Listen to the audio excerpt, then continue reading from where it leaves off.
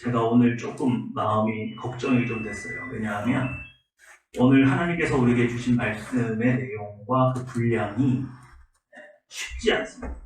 그래서 말씀을 처음에 받고서 우리 교회가 이렇게 성장했나? 하나님께서 우리 하늘평화교회를 높게 평가하시나 보다.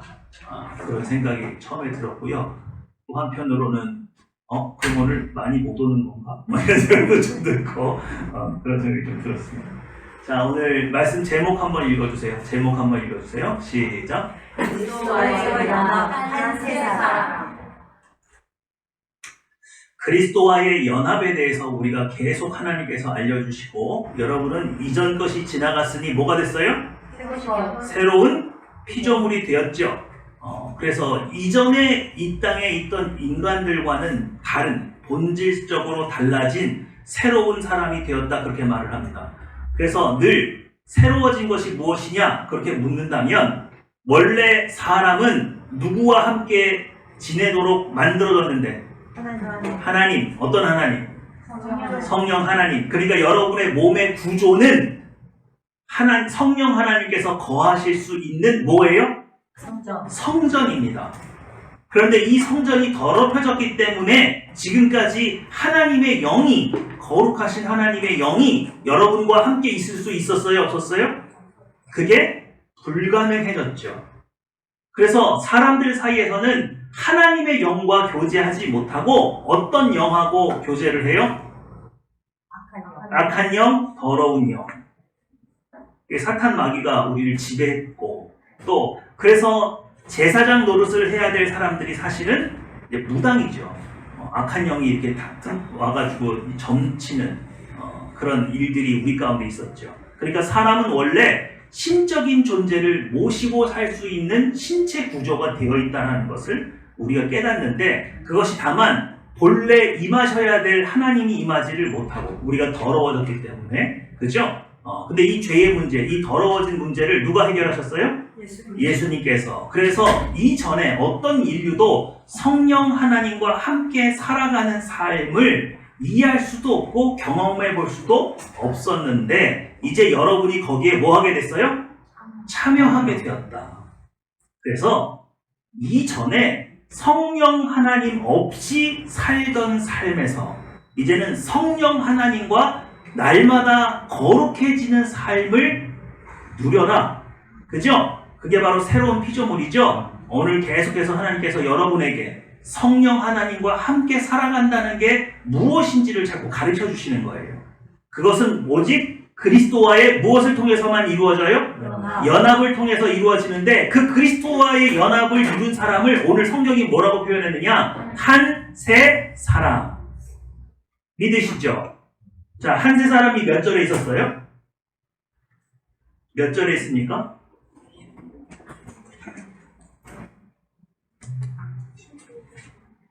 15절이에요. 15절 다 같이 읽어보겠습니다. 15절이에요. 시작.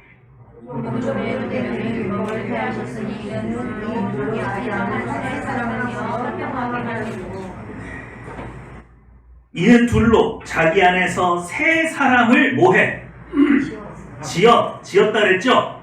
이거 창조했다는 뜻입니다. 헬라어 원어적인 의미는 하나님께서 태초에 세상을 뭐 하셨어요? 창조하셨어요. 그 의미예요. 그러니까 예수 그리스도 안에서 새 사람을 뭐 하셨어요? 창조하셨어요. 그러면 여러분, 오늘 궁금한 게 이거죠. 여러분 기억하셔야 돼요. 우리 아까 하나님의 영, 성령 하나님과 함께 살지 못했던 인류가 다시 하나님과 새로 살게 됐다 그랬죠? 근데 그걸 뭐라고 표현했어요? 새 피조물. 그죠? 새 피조물이라는 표현이 있는데 굳이 한 세 사람이라는 표현은 왜 필요할까요? 같은 거죠? 틀린 거 아니에요? 새로운 피조물이라는 표현이나 한 세 사람이나 같은 표현이에요. 그런데 새로운 피조물이라는 것은 우리의 신체 구조가 바뀌었고 성령 하나님이 임하셨다는 걸 강조할 때 쓰는 표현이에요. 이해가 되시죠? 태초에 하나님이 아담을 지으시고 코에 생기를 뭐 하셨어요? 후 불어넣으시고, 그래서 예수님께서 사역을 마치시고 부활하신 후에 제자들에게 나타나셔서 숨을 후 내쉬면서 성령 받으라, 그렇게 말씀하셨던 그 사건을 중심으로 한 건 새 피조물이라는 표현이에요. 그러면 한 세 사람이라는 표현은 굳이 왜 필요할까요? 여러분 이 표현 들어보신 적 있으세요? 전에? 많이 들어보신 분도 계신데 처음 듣는 분도 계실 거예요. 조금 생소한 표현일 수도 있어요. 이게 약간 신학적인 표현이기 때문에 여러분들 이렇게 일반 성도님들은 이렇게 많이 듣지 못했을 것 같아요. 그러나 오늘 15절 읽어보니까 이 표현이 있어요, 없어요? 있어요. 있죠? 근데 이 앞에 보시면 법정으로 된 계명의 율법을 뭐 하셨으니? 폐하셨으니 이는 무엇으로?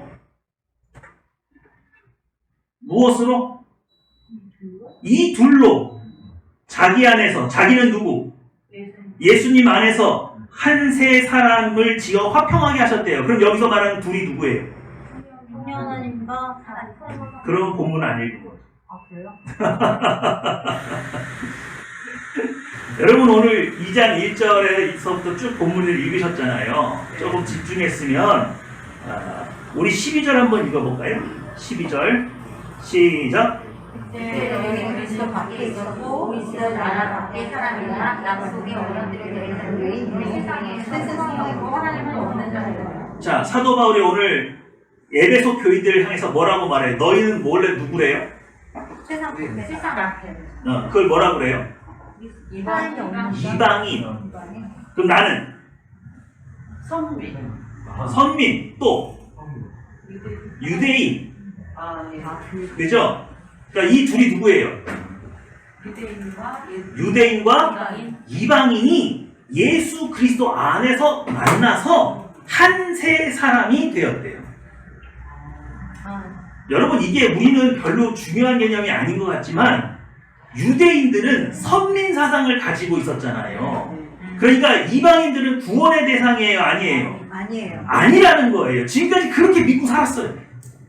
그런데 사도들이 전한 복음, 예수님의 12제자 베드로를 위시해서 전한 복음, 사도 바울이 전한 복음에는 이방인들도 구원의 대상이라는 게 포함된다는 게 증명이 되는 거예요. 그 중요한 사건이 뭐였느냐? 고넬료라고 하는 로마 군인이죠. 백부장의 집에 사도 바울이 청빙이 되었는데 복음을 전하자마자 그들에게 성령이 임하시는 거예요. 그래서 사도 베드로가 뭐라고 그랬습니까? 성령께서 임하시는데 이 사람을 어째서 나와 다르다고 할 수 있죠.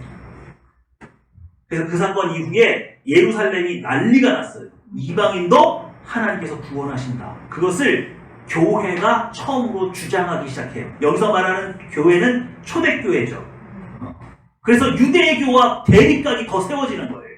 유대인들은 끝까지 이방인에게 복음이 전해졌다는 게 말이 된다, 안 된다? 안 된다고 주장을 하는 것이고, 우리 교회는, 초대교회는 이제 이방인들에게도 복음이 들어가는 것이 합당하다. 그래서 교회는, 초대교회는요, 거대한 용광로와 같았어요.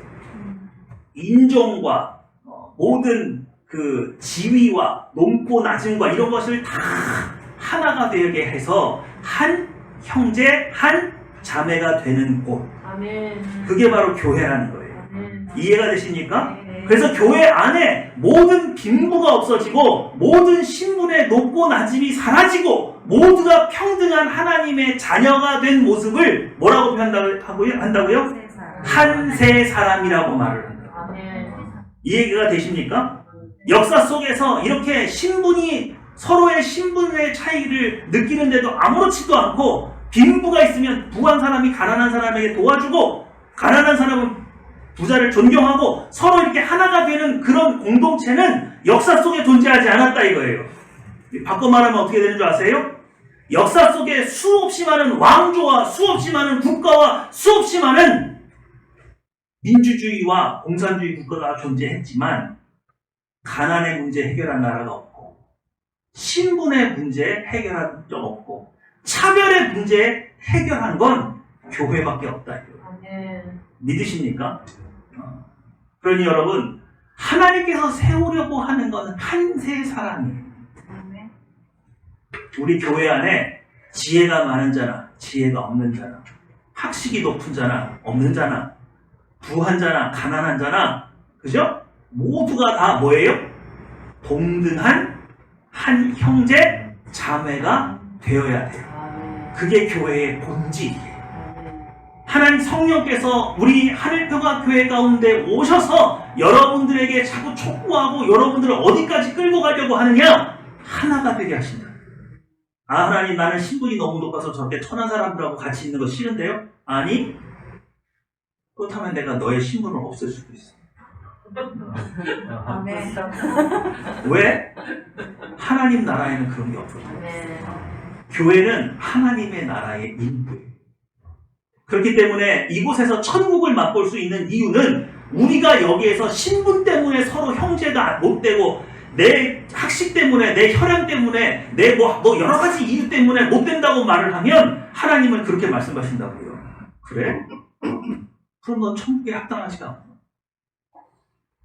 예수 그리스도께서 세우시려는 나라에 너는 합당하지가 않아.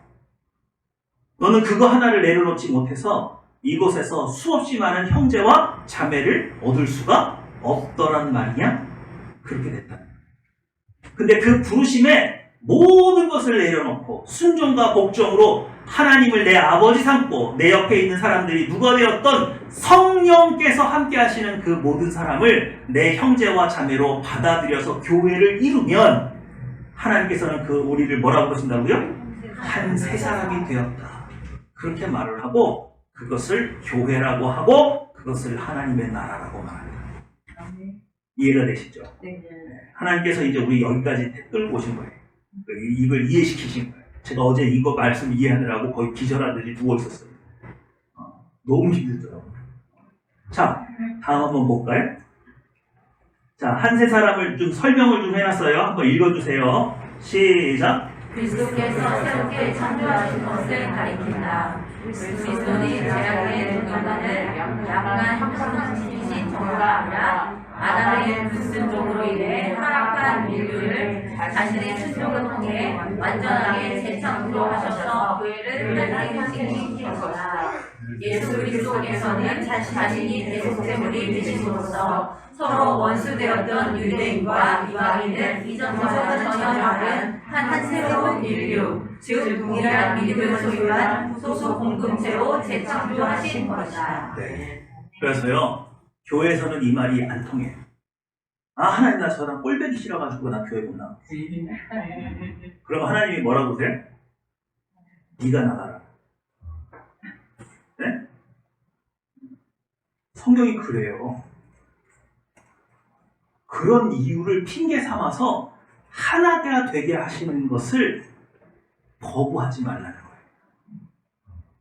왜요? 우리는요, 예수 그리스도의 핏값으로 하나가 되게 하신 거예요. 그러니까 내가 누군가를 비난하고 지탄하면서 나 저 사람 때문에 못하겠어요 라고 말을 하는 거는 사실은 누구의 피를, 능력을 의심하는 거예요? 예수 그리스도의 보혈의 권능을 무시하는 거예요. 받아들이지 못하는 거예요. 이해가 되십니까? 그러니까 여러분 눈에 보이기에 정말 하찮아 보이는 사람 누가 교회 안에서 발견되더라도 만일 그가 예수 그리스도를 나의 구주로 고백할 수 있고 성령 하나님이 정말로 함께 계시는 사람이라면 절대로 무시하면 안 돼요. 그에게는 예수 그리스도의 보혈의 권능의 값이 적용된 사람이에요. 아멘. 믿으시죠? 그러니까 교회에서는 아무리 신분이 높고 낮으니 또 배움이 있고 없음이 상관이 없어요. 우리는 다 뭐예요? 한 사람이 되는 거예요. 한 공동체가 되었어요. 하나 예수님께서는 그것을 기뻐하셨어요. 그것을 위해서 자신을 희생하는 것을 기뻐하셨어요. 그러니 오히려 여러분이 그런 나보다 좀 못한 사람인 것 같은 사람을 만날 때마다 아, 우리 주님이 이렇게 어리석은 사람을 위해서도 십자가에 달려 돌아가셨구나. 근데 나라고 해서 어긋이 않느냐? 그건 아니다. 그러니까 나를 용납해 주신 것처럼 저 사람도 용납해 주셨구나. 오히려 기뻐하면서 그를 우리의 형제로 뭐 해야 돼요? 받아들이는 것. 이것이 바로 교회가 성장하는 거예요. 그러니까 교회가 아무리 숫자가 많아도 한 세 사람으로 서로가 서로를 이해하지 못하고 받아들이지 못하면 그건 교회예요, 교회가 아니에요. 그건 교회 아니에요. 모래 위에 지은 집이에요. 조그만한 불협화음도, 조그만한 고통이 오면 다 흩어질 거예요. 그런데 예수님의 말씀을 따라서 서로가 서로를 한 형제 자매로 받아들이고 예수님의 피값으로 그 사람의 값어치를 매겨서 귀한 존재이라고 생각한다면 어떤 고난이 와도 무너져요, 안 무너져요? 안 무너져요. 교회는 그런 곳이에요. 믿으십니까? 자, 우리 다음 한번 볼게요. 자, 그런데 한 세 사람의 원리가 굉장히 성경에 전반적으로 광범위하게 적용되어 있다는 것을 여러분 아셔야 돼요. 믿으시죠? 오늘 보세요. 첫 번째 한번 볼까요? 1번 시작. 사람이 어떻게 생겼다고요? 거룩하신 성령. 그죠? 근데 창조주가 피조물과 뭐 어떻게 됐어요? 연합되어 있죠? 그 모습이 창세기부터 나오죠? 그게 바로 한 세 사람의 원리예요. 이해가 되십니까? 그러니까 하나님께서 이렇게 구조를 만드셨기 때문에 그 이후에도 이런 구조가 계속 발견된다, 안 발견된다? 발견된다. 한 세 사람 구조가 처음에는 창조주인 성령 하나님과 피조물인 인간이 연합되어 있는 거예요. 성전으로 연합되어 있죠? 자, 이게 첫 번째 한 세 사람이에요. 자, 두 번째 시작. 아담과 남자와 여자. 자, 아담이 첫 번째 먼저 태어났죠? 후에 여자가 나중에 태어났죠? 근데 남자와 여자는 본질은 같지만 신체적으로 같아요, 틀려요? 성격적으로, 인격적으로 같아요, 틀려요? 틀려요. 그런데 이 두 사람이 어떻게 돼요? 한 가정을 이루었죠. 그죠?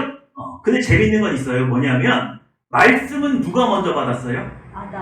아담이 받았어요. 그죠? 근데 하나님이 하와를 만드시고 하와한테 따로 말씀을 가르쳐요? 안 가르쳐요? 왜 그러죠? 먼저 된 자가 나중 된 자를 책임지는 구조예요. 믿으십니까? 여기서도 뭐예요? 성령 하나님이 먼저 계셨죠? 그래서 피조물을 창조하셨죠? 근데 연합됐어요. 그랬더니 누가 책임져요? 성령 하나님이. 그러니까 여러분 이후에 믿은 사람을 뭐 해야 돼요? 책임져야 돼요. 책임져야 돼요. 여러분, 우리나라 교육 방식이 굉장히 뛰어난 부분이 있거든요. 그 중에 하나가 뭐냐면, 여러분, 태권도 체육관에 가잖아요. 태권도 체육관 가보셨어요? 안 가본 사람이 많죠? 태권도 체육관이 얼마나 교육적으로 훌륭한 구조를 가지고 있냐면, 딱 들어가잖아요. 그럼 사람이 계급사회예요. 뭘로 알아봐요? 띠로 알아보죠? 그래서 검은 띠부터 뭐 흰 띠, 노란 띠 쭉 이렇게 빨간 띠 쭉 있단 말이에요, 서열이. 그러면 관장님은요, 검은 띠만 가르치고 들어가요. 그럼 그 밑에는 누가 가르치는 거예요?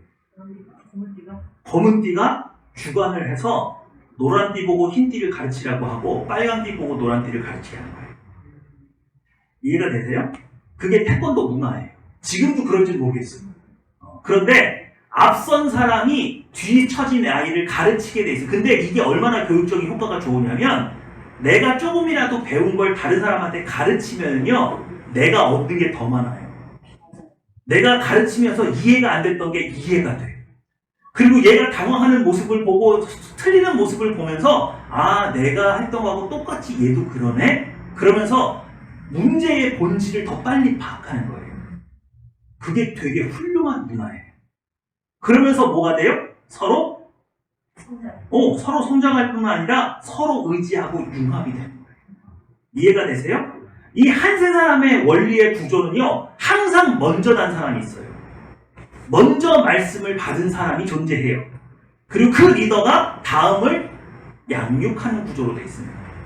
이해가 되시죠? 그러니까 이게 한 세 사람의 구조예요. 자, 세 번째 시작. 유대인과 이방인. 누가 먼저 말씀 받았어요? 유대인. 유대인이 먼저 받았어요. 그러니까 누가 누구를 원래 가르쳐야 돼요? 유대인이 이방인을 가르쳐야 되는데 선민 사상이라고 잘못된 오해된 사상이 하나가 들어와 버려가지고 유대인이 이방인을 가르쳐요? 무시해요? 무시하고 복음은 자기만 가지고 있고 하나님은 누구에게만 하나님이야? 우리에게만 하나님이라고 주장을 해놓으니까 복음이 전파가 돼요? 안 돼요? 안 됐죠? 그 모든 것을 깨부시고 오신 분이 누구세요? 예수님께서 오셔서 한 세 사람이 되게 하셨다. 유대인과 이방인이 차별이 없는 나라를 만드셨다. 자, 4번 시작. 예수님과 교회. 자, 예수님은 우리 교회의 머리는 누구세요? 예수님. 우리는 그의 몸. 그죠? 구조가 그렇죠? 그래서 몸이 누구에게 순종해요? 머리 대신 예수님께 순종하죠. 이게 한 세 사람의 원래 똥 맞아요? 안 맞아요? 맞죠? 자, 5번 시작. 예수님과 만물. 지금 만물은 예수님께 복종해요? 안 해요? 예수님 오시기 전에는 안 했다가 이제 예수님께서 사탄의 모든 권세를 빼앗아 오셨기 때문에 모든 만물이 누구 발 아래? 예수님 발 아래 있다. 그렇게 표현합니다. 이 모든 구조가 다 한 세 사람의 구조를 가지고 있어요. 그러니까 한 세 사람의 구조는 신약 성경에만 발견되는 건 아니에요. 이해가 되시죠? 그러니까 여러분 가정에서도 지금 한 세 사람의 구조가 있어야 돼요. 믿으시죠? 다음 한번 보겠습니다. 자, 에베소서 1장 3절에서 14절이 되게 중요해요. 오늘 이 2장을 이해하기 위해서 13절에서 1장 13절에서 1장 3절에서 14절까지 좀 읽어보고 이거 오늘 좀 어렵다니까요.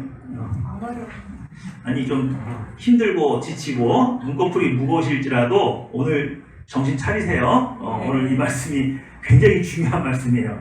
자, 1장 3절에서 14절까지 1장 3절에서 14절입니다.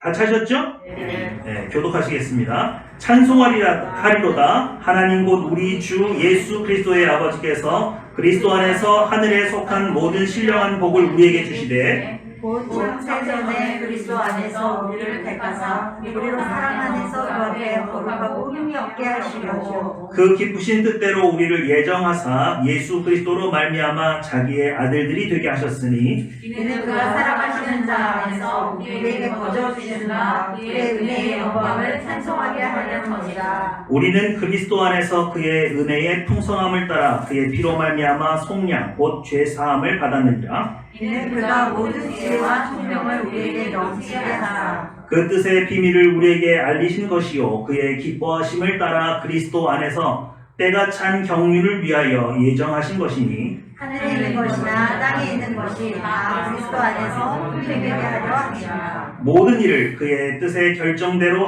일하시는 이의 계획을 따라 우리가 예정을 입어 그 안에서 기업이 되었으니 이는 우리가 그리스도 안에서 전부터 바라던 그의 영광의 찬송이 되게 하려 하시니라. 그 안에서 너희도 진리의 말씀 곧 너희의 구원의 복음을 듣고 그 안에서 또한 믿어 약속의 성령으로 인치심을 받았으니 이는 우리 유업의 분이 되사 그 얻으신 것을 소명하시고 그의 영광을 찬송하게 하려 하시니라. 여러분 제가 좀 약간 화가 나는 게 뭐냐면 여러분이 지금 3절에서 14절까지 읽었죠? 네. 근데 이게 무슨 뜻이에요? 이거 한글 아니에요? 한글 맞죠? 예, 이게 어려운 단어가 있어요? 이해 못할 만한 단어는 없죠? 여러분 다 대학 나오셨잖아요. 그죠? 그러면 이게 다 이해가 돼야 되는데 무슨 말이에요? 좋은 말씀이에요. 얼마 전에 영화 한 편이 개봉이 됐는데 사람들이 영화를 보다가 난리가 났어요. 그게 뭐냐면 그 영화의 영어를 번역한 사람이 이 영화를 이해를 못한 거예요. 그러니까 번역 자체는 틀렸어요? 맞아요? 맞아요. 근데 뉘앙스가 그게 아니에요. 제가 무슨 말을 하려고 그러냐면 오늘 3절에서 14절까지 있는 말씀을 헬라어 원본하고 이렇게 대조를 하면 딱히 뭐가 잘못됐다고 찝을 만한 게 없어요. 근데 뭐가 문제냐? 뭘 말하라고 하는지를 이해하지 못한 채 번역한 것 같아요. 느낌. 그래서 오늘 그걸 좀 찾아보면 굉장히 풍성한 내용이 이 안에 있다는 걸 여러분이 알게 될 거예요. 오늘 그걸 해볼 겁니다. 자, 여기 한번 읽어주세요. 1번 시작. 거룩하고 흠이 없는 상태. 자, 4절에 거룩하고 흠이 없는 상태는 어떤 상태예요? 이거 알아야 돼요. 자, 두 번째 시작. 예정은 무엇을 예정하셨나. 여러분 예정 그러면은 막 창세전에 구원받을 사람과 구원받지 못할 사람을 미리 예정했어. 칼빈의 예정주의로 그냥 간단 말이에요. 그게 포함은 돼 있는데 지금 여기서 그게 1차적인 의미는 아니에요. 1차적인 의미를 알아야 오늘 무엇 얘기를 하려는지 이해한 다음에 이건 교리적인 거잖아요. 신학적인 거잖아요. 이해가 되십니까? 근데 그거 이해 못한 채 우리 그냥 넘어가죠. 자, 3번 시작. 때가 찬 경륜은 무엇이다? 9절에서 말하고 있는 때가 찬 경륜이라는 표현이 뭐냐 이거예요. 마지막입니다. 시작. 6절과 무엇을 설정하게 하셨나? 6절과 14절을 보면 우리를 하나님 앞에 영광 돌리고 찬양하게 하려고 하셨대요. 근데 무슨 내용을 가지고 찬양하라는 거냐고요. 여러분이 오늘 본문 읽으면서 이 네 가지에 대해서 답을 하실 수 있어야 제대로 읽으신 건데 이거 한 번 읽은 게 아니라 수십 번 읽어도 잘 모르겠어요. 저도 그래요. 아니 목사도 이해를 못하는데 평신도들이 어떻게 이해를 하겠어요. 그죠? 그래서 오늘 제가 이거를 좀 뉘앙스에 좀 제대로 맞게 좀 같이 하나씩 짚어가면서 이걸 좀 짚어보려고 합니다. 다음 한번 볼게요. 자, 거룩하고 흠이 없는 상태. 여기 한번 읽어주세요. 시작. 거룩은 하나님의 성품이다. 피조물이 사람에게만 유일하게 하나님의 성품에 참여할 수 있고 교제자로 선택되어 성령 하나님과 연합된 피조물이 될. 네. 여러분, 우리 저번 예배 때도 거룩하여 흠이 없게 하려고 라는 표현 들어봤죠?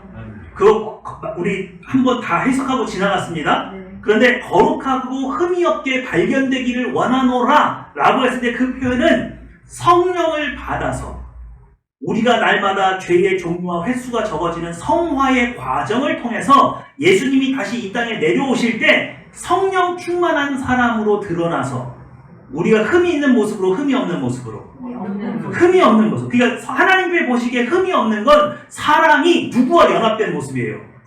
성령 하나님과 연합된 모습이에요. 이해가 되시죠? 자, 그래서 3절, 4절 한번 읽어보세요. 3절, 4절을 이 관점에서 읽어보세요. 3절, 4절 시작. 찬송하리로다 하나님과 우리 주 예수 그리스도의 아버지께서 그리스도 안에서 하늘에 속한 모든 시험을 우리에게 주시되 곧 창세전에 그리스도 안에서 우리를 택하사 우리로 사랑 안에서 그 앞에 거룩하고 흠이 없게 하시고. 지금 창세전 얘기를 하고 있잖아요. 근데 창세전에 거룩하고 흠이 없는 모습은 뭐냐? 피조물이 어마어마하게 많은데 그 중에서 유일하게 누구만? 사람만 하나님과 연합하는 존재로 만들어졌어요. 그게 뭐예요? 신령한 복을 우리에게 주신 거예요. 신령한 복은 뭐예요? 하나님과 교제할 수 있을 뿐만 아니라 하나님의 성품을 가지고 살아갈 수 있는 특별한 존재로 만들어졌다는 걸 의미하는 거예요. 이해가 되시죠? 3절, 4절을 그렇게 이해하셔야 돼요. 자, 5절로 가볼까요? 5절 시작. 그 기쁘신 뜻대로 우리를 예정하사 예수로 말미암아 자기의 아들들이 되게 하셨으나. 자, 여기서 뭘 예정한 거예요, 그러면? 구원받을 자와 구원받지 못할 자를 1차적으로 그렇게 막 신학적으로 가버리면 된다고요, 안 된다고요? 그 1차적인 의미를 먼저 이해하고 가야죠. 여기서 말하는 예정이 뭐가 예정된 거예요? 전 인류를 자녀 삼으시고 싶어하는 하나님의 마음. 그렇죠. 그것도 포함되죠. 근데 또 보면 뭐냐면 그 기쁘신 뜻대로 우리를 모아사 예정하사 누구로 말미암아 예수 그리스도로 말미암아 자기의 아들들이 되게 하셨다. 예정에 누가 포함이 돼 있어요? 예수님이 포함이 돼 있어요. 이게 무슨 말이에요? 어떻게 예수를 통해서 예정돼요? 예수를 통해서 예정됐다는 게 무슨 표현이에요? 예정하는 거 그냥 예수님 없이 성부 하나님이 예정하면 안 돼요? 구원의 자유를 줬기 때문에 그걸 네? 자기 입으로 고백을 지금 이게 지금 타락하기 전이에요, 후예요? 창세 전이라고 그랬잖아요. 여러분이 지금 이렇게 막 오락가락 한다니까 이 본문 자체가 굉장히 어렵다니까요. 정신 바짝 차리지 않으면 무슨 말인지 하나도 모르겠어요. 자, 다음 한번 볼게요. 시간이 없어서. 자, 시작. 인간의 창조 전에 피조물 중 유일하게 하나님의 성품에 참여하는 존재, 교제할 수 있는 존재로 예정됐어요. 두 번째, 시작. 그리스도께서 이 일을 모든 일에 넣어주신. 자, 그리스도께서 이 일에 뭐가 됐다고요? 진짜. 보증이 되어 주셨다는 의미예요. 여기서 말하는 예정은 미리 정해놓은 게 맞는데 그 미리 정한 것을 누가 책임지기로? 예수님이 책임지기로 했단 말이에요. 그러니까 예정된 사람이 갑자기 타락을 해버렸어요. 네. 그러니까 누가 보증을 섰어요? 예수님이. 그러니까 누가 내려와? 예수님께서 보증하기 위해서 내려오셔서 자기를 희생해서라도 우리를 뭐 하셨어요? 하나님의 자녀 삼으셨다 이거예요. 그러니까 여기서 말하는 예정은 미리 정했다는 거에 포인트가 있는 게 아니라 우리를 선택하신 것에 대해서 누가 책임지기로 하셨다? 예수님이 책임지기로 하셨다라는 의미에서의 예정이에요. 칼빈의 예정론으로 먼저 가면 안 되고 본래 원뜻이 그렇단 말이에요. 이게 왜 중요한지 아시겠어요? 14절 때문에 그래요. 14절과 연동되어 있어요. 문장 구조가 그래요. 자, 14절 한번 읽어볼게요. 14절 시작. 이는 우리 기업의 보증이 되사 그 얻으신 것을 속량하시고 그의 영광을 찬송하게 하려 하시니라. 자, 13절도 읽어볼게요. 여기서 그가 누가 우리의 보증이 되셨는지 안 나오니까 13절 시작. 그 안에서 너희도 진리의 말씀 너희의 구원의 복음을 듣고 그 안에서 또한 믿어 약속의 성령으로 인치심을 받았으니. 자, 성령으로 인치심을 받았기 때문에 우리 기업의 보증이 되어졌다는 거예요. 누가? 예수님. 아니, 성령께서. 우리의 기업은 뭐예요? 우리의 기업이 뭐예요? 그러니까 여러분, 우리 이 본문 하나도 이해를 못한다니까. 하나님 아버지가 우리의 기업이, 성경에서 말한, 지금 14절, 그렇게 말하면 전부 다 답이 맞는데, 14절에서 말하는 우리의 기업이 뭐냐고요? 여러분, 이게 천국이에요. 지금 이게 무슨 상황이냐면, 에베소 교회는 지금 박해를 받고 있어요.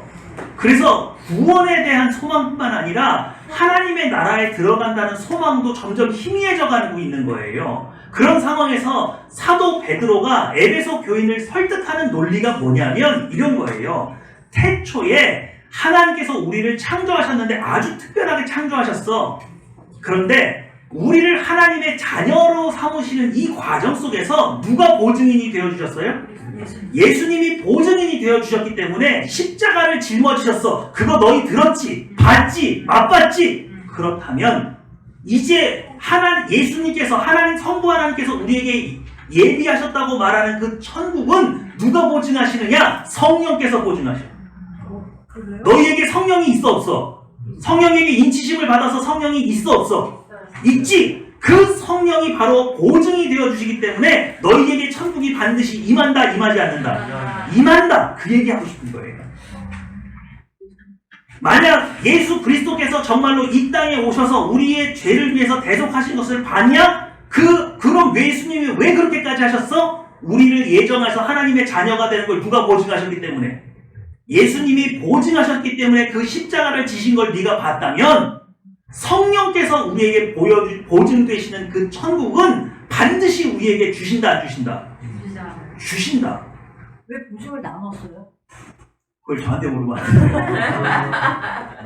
그래서 우리가 타락했을 때 보증이 되어주셨던 예수님께서 자신을 희생해서라도 우리를 하나님의 자녀 삼게 하셨던 것처럼 이제 성령께서 우리에게 오셔서 우리를 천국 하나님의 나라로 이끄셔서 그 나라를 유업으로 받게 하시는데 그 일에 누가 보증이 되어주셨다? 성령께서 보증이 되어주셨다. 예수님께서 보증이 되어주셔서 십자가를 지신 걸 봤다면 성령께서 우리를 천국으로 이끄신다는 사실도 믿을 수 있다 없다? 그 얘기를 하고 싶은 거예요. 그 얘기를. 근데 번역을 이렇게 해놓으니까 그 뉘앙스를 찾을 수가 있냐고. 틀린 번역은 없는데 그렇게 이해가 안 되는 거예요. 어제 죽은 사람처럼 뭐 늘어져 있었다니까. 이해가 안 돼가지고. 말씀은 왔는데 소화가 안 되는 거예요. 미쳐버리겠더라고. 이게 뭐지? 이게 뭐지? 뭐 이렇게 눌려있는 것처럼 막 눌려있는데 막 나중에 이해가 되니까 이게 몸이 움직이는 게 부수수 막 움직이는 거 있잖아요. 막 죽는 줄 알았어요. 이해하고 나니까 쉬워요? 안 쉬워요? 쉬워요. 얼마나 설득력 있어요. 우리가 예수 그리스도의 복음의 구원의 기쁨을 맛본 사람이기 때문에 그렇지 예수 그리스도께서 우리를 위해서 돌아가셨지. 이게 창세전에 성부 하나님과 성자 예수님과의 어떤 계약이 있었구나, 약속이 있었구나. 우리가 만약에 잘못되더라도 누가 보증해 주셔서 그렇구나. 그래서 예수님께서 이 땅에 오신 거구나. 우리가 그걸 맛봤기 때문에 성령 하나님께서 보증해 주신다 그러면 천국 반드시 와요, 안 와요? 우리 받아요, 못 받아요? 받아요. 그렇죠. 복음의 능력을 맛본 사람은 천국에 대한 소명을 잊어버릴 수가 없다. 왜? 성령께서 보증하신다잖아.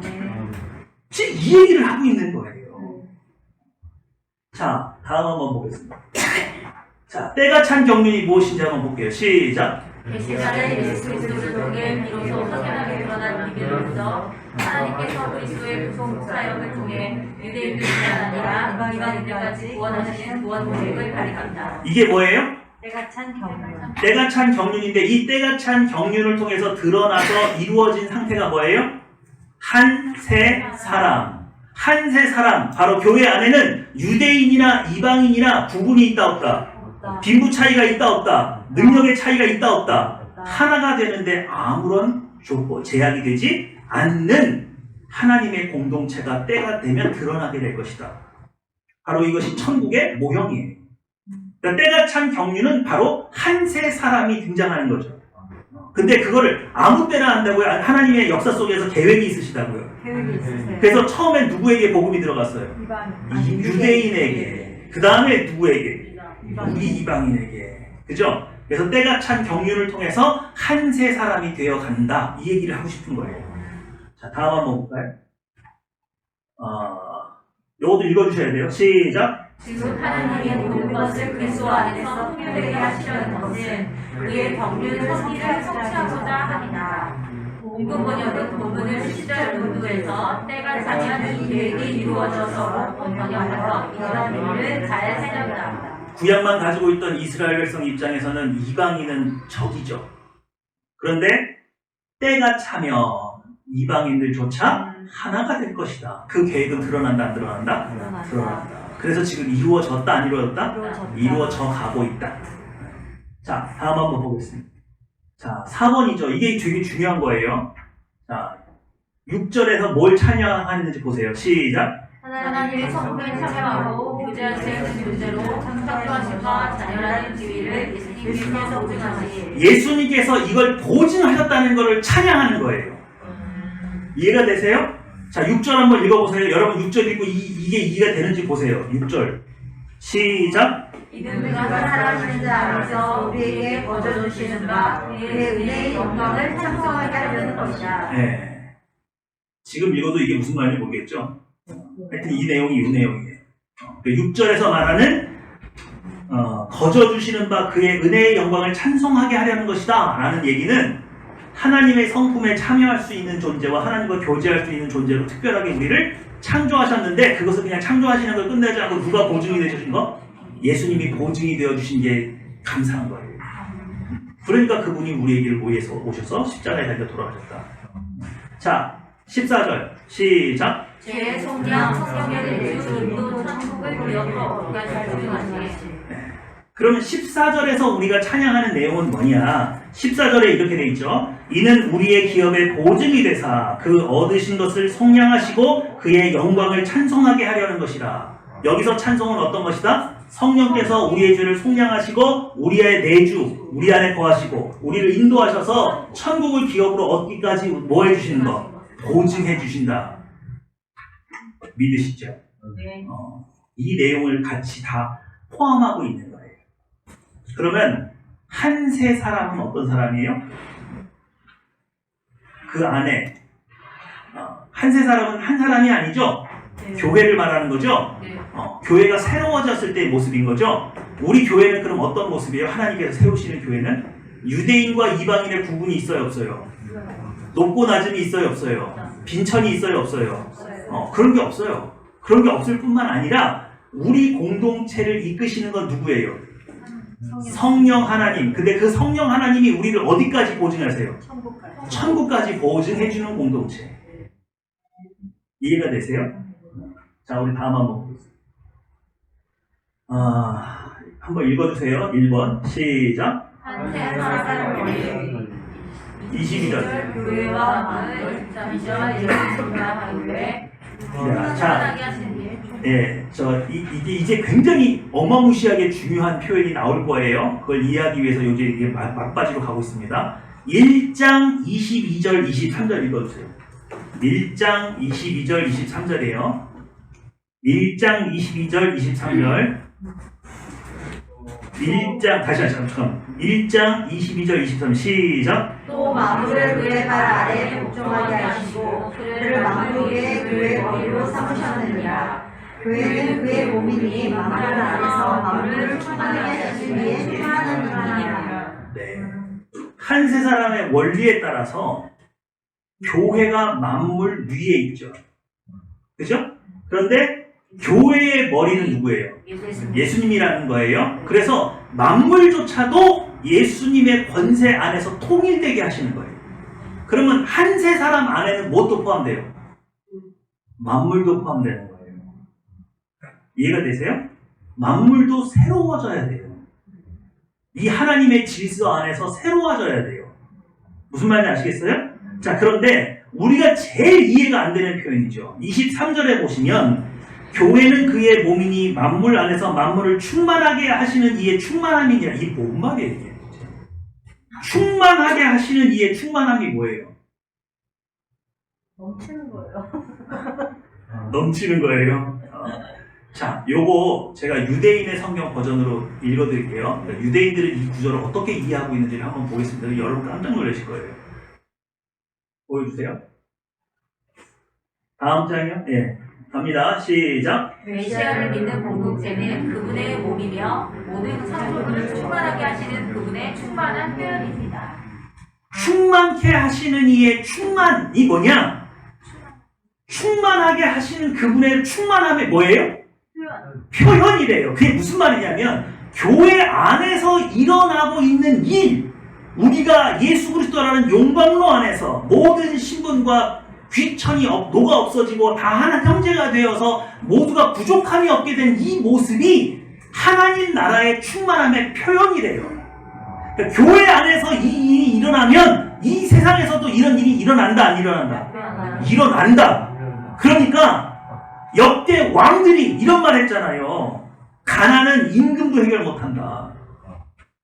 근데 가난의 문제가 어디서 해결된다는 거예요? 교회 안에서 해결된다는 거예요.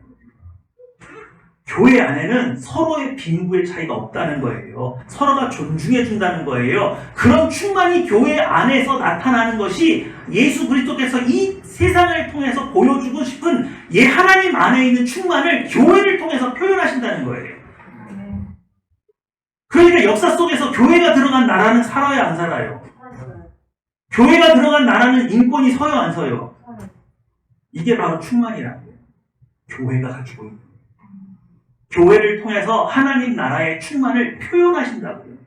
그러니 교회 안에는 이 충만이 반드시 있어야 돼요, 없어야 돼요? 있어야 돼요. 그런데 한국 교회 안에서 자꾸 이런 충만이 사라져가는 거예요. 왜? 우리가 편을 나누잖아요. 있었나요? 평양대국. 우리가 교회 안에서 예수 그리스도 안에서 하나가 되지를 못하잖아요. 그러니 세상이 교회를 비웃기 시작하잖아요. 분명히 대한민국의 역사 속에서 가장 어렵고 힘들 때 교회가 등불이 되어서 이 백성을 이끌었던 그 시대가 분명히 있었지 않습니까? 근데 어쩌다 이렇게 됐냔 말이에요. 한 세 사람을 잃어가고 있잖아요. 이 원리가 교회 안에서 활성화되지 못하도록 우리 서로 이기적인 마음을 버리지 못하고 있잖아요. 우리 성령께서 우리를 그런 삶으로 이끄는데 자꾸 우리 거부하고 있잖아요. 그럼에도 불구하고 성령 하나님은 이 일을 통해서 우리를 천국으로 이끄신다, 안 이끄신다? 이끄신다. 그걸 믿는 겁니다. 믿으시죠? 오늘 기도할 거예요. 뭘 기도할 거냐? 제가 한 세 사람이 되겠습니다. 그래서 우리 하늘평화교회를 통해서 이루시고자 하는 하나님의 나라가 우리의 삶을 통해서 나타나게 될 겁니다. 그러면요, 우리 안에 가난이 없어져야 돼요. 믿으십니까? 오늘 여러분들 중에 물질적인 부족함이 있는 분은 오늘 확신을 가지세요. 누가 보증이 되셨어요? 성령 하나님께서 보증하신 성령께서 오늘 저의 삶 가운데 오셔서 저의 가난을 해결해 주십시오. 오늘 여러분의 육신의 연약함을 누가 치유하시는 거예요? 성령께서 하시는 거예요. 보증하시는 일이에요. 믿으십니까? 여러분의 성품을 예수 그리스도의 성품으로 바꾸시는 일 누가 보증하는 거예요? 성령께서 보증하는 거예요. 하나님, 저는 이렇게 마음이 강팍하고 정말 예수님하고 먼 것 같지만 오늘 이것을 믿습니다. 성령께서 보증이 되어주셔서 저를 변화시키실 걸 제가 믿습니다. 제 불안한 미래 더 이상 불안해하지 않겠습니다. 누가 보증하시는 삶이에요? 성령께서 보증하시는 거예요. 마치 예수 그리스도께서 그것을 보증하셨기 때문에 십자가를 지셨던 것처럼 성령 하나님도 예수님과 같이 우리를 보증하시는 이 일을 위해서는 그 무엇도 아끼지 않으실 분이에요. 당신의 보증하심을 믿고 하나님의 나라가 우리 교회 가운데 임하기 원합니다. 저에게 임하기 원합니다. 우리 가정 가운데 임하기 원합니다. 기도하겠습니다.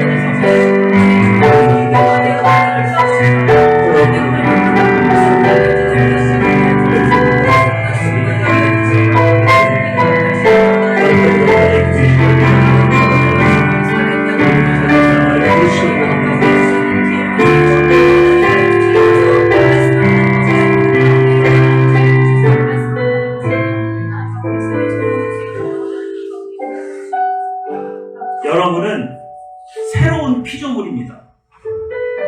이전까지 여러분 성령 하나님 없이 혼자 살았지만 지금은 성령 하나님과 함께 사세요. 그리고 성령께서 천국을 보증하십니다. 믿으십니까? 오늘 여러분 육신의 연약한 곳에 손을 한번 얹으세요. 그럼 오늘 기도할 겁니다. 성령 하나님, 제가 믿습니다. 저의 연약함을 책임져 주시는 성령께서 오늘 제가 손을 얹은 이곳을 고쳐주시고 치료해 주실 것을 믿습니다. 보증해 주시는 보혜사께서 역사하여 주시옵소서. 기도하겠습니다.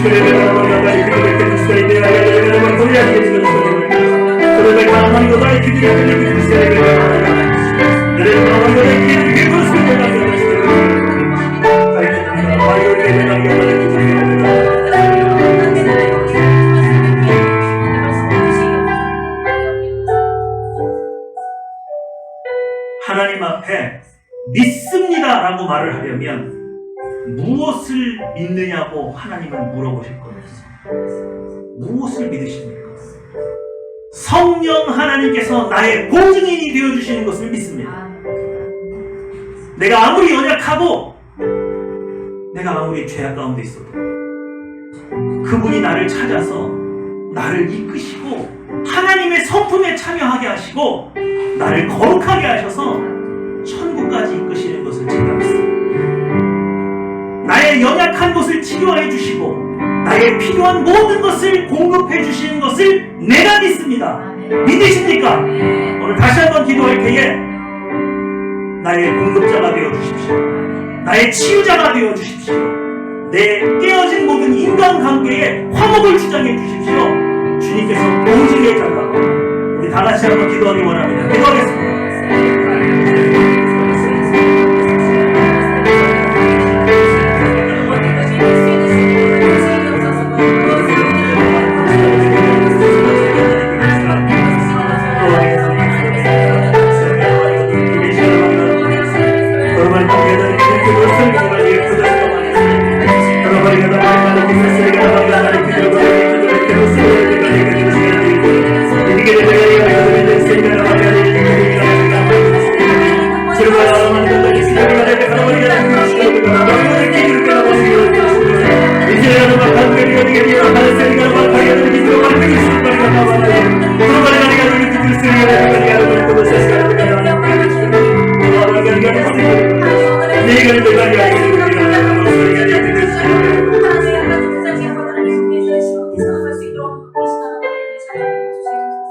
감사합니다. 아버지 하나님, 우리를 한 세 사람으로 만드시기까지 우리를 보증하시는 성령 하나님을 통해서 우리를 인도하여 주시니 참으로 감사합니다.